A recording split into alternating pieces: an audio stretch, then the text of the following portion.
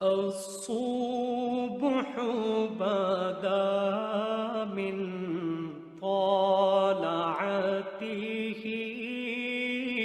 والليل دجى. بسم اللہ الرحمن الرحیم.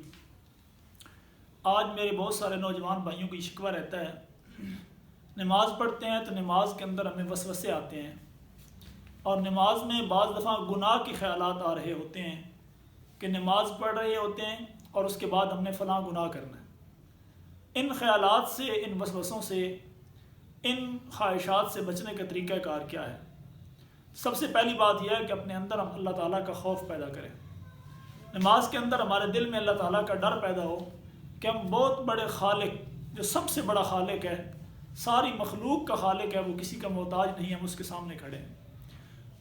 اور ہو سکتا ہے کہ زندگی کی آخری نماز ہو. جیسے اگر ہمیں کوئی شخص کہے کہ آج تمہاری زندگی کا آخری دن ہے، آج کے دن تم جو چاہو کر لو، تو ہم کوشش کریں کہ اس دن سوئیں گے نہیں، بلکہ اپنی خواہشات پوری کریں گے، کیونکہ آج زندگی کا آخری دن ہے. اسی طرح اگر ہم نماز میں یہ سمجھ لیں کہ آج کی نماز شاید ہماری آخری نماز ہے، تو ہماری نماز میں خود بخود خشوع و خضوع پیدا ہو جائے گا. اور اس کے ساتھ اگر ہم یہ سمجھ لیں کہ اللہ تعالیٰ کے ہم دیکھ رہے ہیں، اور اگر یوں نہیں ہو سکتا تو کم از کم یوں کہہ لیں کہ اللہ تعالیٰ تو ہر حال میں ہمیں دیکھ رہے ہیں. ہمارے دل میں جو خیالات، جو وسوسے آ رہے ہیں، وہ بھی رب تعالیٰ کی ذات جانتی ہے. لہٰذا ہم رب کے سامنے کھڑے ہو کر دنیا کی چیزیں سوچ رہے ہیں، ہم رب کے سامنے کھڑے ہو کر وسوسوں کو پال رہے ہیں دل کے اندر، ہم رب کے سامنے کھڑے ہو کر دنیا کی غلیظ چیزوں کو سوچ رہے ہیں، تو یقیناً یہ خیالات نہیں آئیں گے. اور اگر بار بار کوشش کے باوجود پھر بھی خیالات آتے ہیں، تو اس کا طریقہ کار یہ ہے کہ نماز کے اندر جب خیال آئے تو زبان تو نہیں اعلانی، لیکن دل کے اندر ہی لا حول ولا قوت الا باللہ العلی العظیم پڑھنا چاہیے. اس سے وسوسے ضرور دور ہو جائیں گے. بہرحال نماز میں کوشش کرنی چاہیے کہ دل لگایا جائے، نماز کے اندر کسی قسم کے خیالات نہیں آنے چاہیے. جب انسان نماز کے لیے کھڑا ہوتا ہے تو قیام کے اندر اس کی نگاہ سجدے پر ہوتی ہے. اس کے ذہن میں یہ خیال ہونا چاہیے کہ میں نے زمین کے اندر جانا ہے، میری قبر بننی ہے. چاہے کوئی بادشاہ ہے، کوئی وزیر ہے، کوئی مشیر ہے، کوئی عام مزدور آدمی ہے، اس نے اس زمین کے اندر جانا ہے. چاہے وہ کروڑوں اربوں کا مالک ہے، لیکن اینڈ پہ اس پہ 100 گز زمین کا ٹکڑا نصیب ہوگا. اگر وہ زمین کا ٹکڑا سکون والا ہوا تو دنیا کی جتنی بھی مشکلات ہوں گی وہ ساری کی ساری بھول جائیں گی. اور اللہ نہ کرے کہ زمین کا وہ ٹکڑا مشکل مرحلے کے اندر آ گیا، اس کے اندر اللہ کی طرف سے کوئی مشکل آ گئی، تو اس دنیا کی ساری آسائشیں یا ختم ہو جائیں گی اور وہ ہمیشہ ہمیشہ کی تکلیف ہوگی. تو ہمیں چاہیے کہ قیام میں جب ہم زمین پر نگاہ رکھیں تو دل میں یہ خیال کریں کہ ہم نے اس زمین کے اندر جانا ہے. نمبر 2، جب ہم رکوع میں جائیں تو ہمارے نظر جو ہے وہ پاؤں کے اوپر ہو، اور ہمارے دل میں یہ خیال ہونا چاہیے کہ کل جب میری روح نکلنی ہے تو میری روح سب سے پہلے میرے پاؤں سے نکلے گی، اس کے بعد میرا جسم ساکت ہو جائے گا، میں کسی قسم کی حرکت نہیں کر سکوں گا. میرے گھر والے مجھے ہاتھ لگانے سے ڈریں گے، میرے گھر والے میرے بچے یہ کپڑے پہننے کو تیار نہیں ہوں گے، میرے گھر والے مجھے 2 دن اپنے گھر میں رکھنے کے لیے تیار نہیں ہوں گے. ہر شخص کو جلتی ہوگی کہ کب جنازہ اٹھے اور کب ان کو دفن کیا جائے. لہٰذا میری روح پاؤں سے نکلنا شروع ہوگی، پھر سارے جسم سے نکل جائے گی. پھر جب انسان سجدے کے اندر جائے تو یہ سوچے کہ نگاہ جو ہے وہ ناک کے اوپر رکھے، اور یہ سوچے کہ قبر میں جانے کے بعد سب سے پہلے کیڑے مکوڑے میری ناک کو کھائیں گے. آج دنیا میں ہم کہتے ہیں ہماری ناک کٹ جائے گی اگر دین پر عمل کیا. شادی بیاہ پر اگر ڈھول باجے نہ ہوئے ہماری ناک کٹ جائے گی. شادی حال کے اندر اگر شادی جا کر نہ ہوئی ہماری ناک کٹ جائے گی. ہم نے لوگوں کو اگر جائز نہ دکھایا ہماری ناک کٹ جائے گی. ہم نے اگر کنجروں کے اوپر پیسے نہ پھینکے ہماری ناک کٹ جائے گی. لیکن کل قبر میں جانے کے بعد سب سے پہلے ہماری ناک ختم ہوگی. لہٰذا سجدے میں اس چیز کا خیال رکھیں. اور جب تحیات کی شکل میں بیٹھیں تشہد پر، اس وقت دل میں یہ خیال ہو کہ جس طرح اس وقت میری جھولی خالی ہے، میری گود خالی ہے، میں نے دنیا سے جانا ہے تو یوں ہی خالی جھولی لے کر جانی ہے. اگر جھولی میں کوئی چیز لے کر جانی ہے تو وہ میرے اعمال ہوں گے، اگر اعمال نہیں ہیں تو میری یہ جھولی خالی چلی جائے گی. انسان کو چاہیے کہ اپنی جھولی کو نیک اعمال سے بھرے. اپنی جھولی کو، اس خالی جھولی کو دیکھ کر یہ خیال کرے کہ جب دنیا سے جا رہا ہوں گا تو میں خالی ہاتھ جاؤں گا. سکندر اعظم کے بارے میں آتا ہے کہ جب وہ دنیا سے جا رہے تھے تو انہوں نے اپنے بادشاہوں، اپنے جو ہے وہ بیٹوں کو کہا کہ جب میں دنیا سے جا رہا ہوں تو میرے ہاتھ کفن سے باہر نکال دینا. بیٹوں نے کہا کہ ابا جان آپ مشرق سے مغرب تک کے بادشاہ ہیں، لوگ کیا کہیں گے کہ ان کو کفن بھی پورا نہیں ملا، کس وجہ سے ان کے ہاتھ کفن سے باہر نکلے ہوئی ہیں.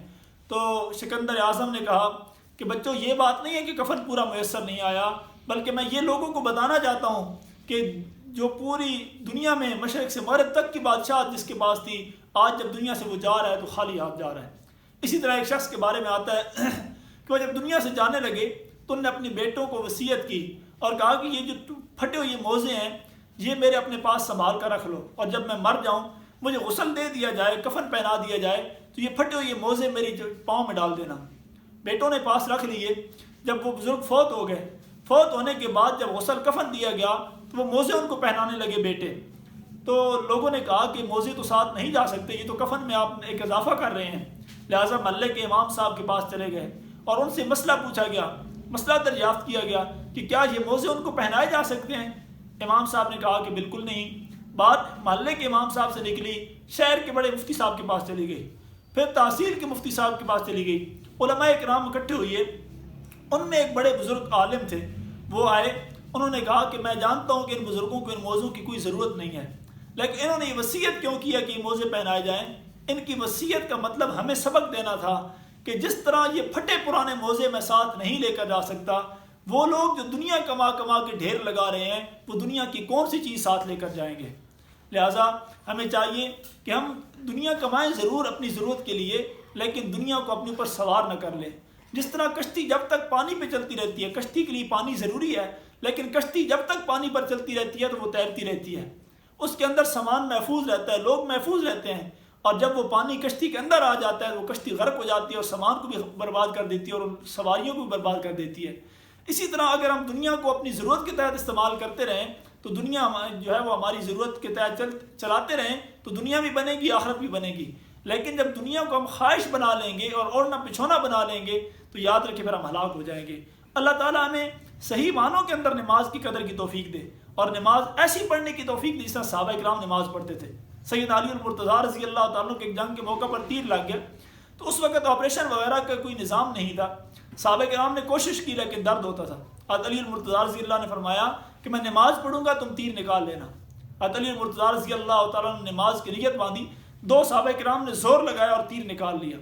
نماز سے فارغ ہوئے، حضرت علی نے کہا کہ وہ تیر نکال لینا تھا، کیوں نہیں نکالا؟ یعنی نماز کی حالت میں ان کے جسم سے تیر کھینچ لیا گیا، لیکن وہ نماز میں اس قدر مشغول تھے کہ انہیں پتہ ہی نہیں چلا کہ میرا تیر نکالا جا رہا ہے۔ اور آج ہمارے جسم پر ذرا مکھی تو بیٹھ کر دکھائے، ہم اپنی مکھی پہلے اڑاتے ہیں، نماز بعد میں پوری کرتے ہیں۔ ہمارے کپڑوں میں ذرا سلوٹ تو پڑے، ہم نماز کے اندر پہلے اپنے کپڑوں کو سیدھا کرتے ہیں، اس کے بعد نماز مکمل کرتے ہیں۔ میرے بھائیوں، ہمیں چاہیے ہم صحابہ کرام صلی اللہ تعالیٰ علیہ اجمعین کے نام لیوا لوگ ہیں، ان جیسی نماز پڑھیں۔ ہمارے اکابرین کا یہ حال تھا۔ امام اعظم ابو حنیفہ رحمۃ اللہ علیہ اپنے گھر میں ایک جگہ پر مخصوص جگہ بنا رکھی تھی جہاں نوافل کی نماز ادا کیا کرتے تھے، اور اس قدر انہماک کے ساتھ، خشوع خضوع کے ساتھ نماز پڑھتے کہ پرندے آپ کو درخت سمجھ کر آپ کے اوپر آ کر بیٹھ جایا کرتے تھے۔ ایک دن ایک بچہ آپ کے دروازے پر بیٹھا رو رہا تھا، تو وہ پڑوسیوں کا بچہ تھا، اس کا باپ باہر نکلا، اس نے پوچھا کہ بیٹا کیوں رو رہے ہو؟ کہا ابا جان یہاں ایک درخت لگا ہوتا تھا، اس درخت پر پرندے بیٹھے ہوتے تھے، آج وہ درخت نہیں ہے، لہٰذا میں اس لیے وہ پرندے دیکھنے کے لیے رو رہا ہوں۔ تو باپ بھی غمگین ہو گیا، کہا بیٹا وہ درخت نہیں تھا، وہ وقت کا امام اعظم ابو حنیفہ رحمۃ اللہ علیہ تھے۔ اس قدر خشوع خضوع سے نماز پڑھتے تھے کہ پرندے درخت سمجھ کے ان کو اوپر بیٹھ جایا کرتے تھے۔ آج وہ دنیا سے چلے گئے ہیں بیٹا، اب وہ درخت کبھی نظر نہیں آئے گا۔ تو میرے بھائیوں، ہمیں اللہ تعالیٰ ہمیں بھی ان جیسا خشوع خضوع کے ساتھ نماز پڑھنے کی توفیق عطا فرمائے۔ وآخر دعوانا ان الحمد للہ رب العالمین۔ واللیل دجا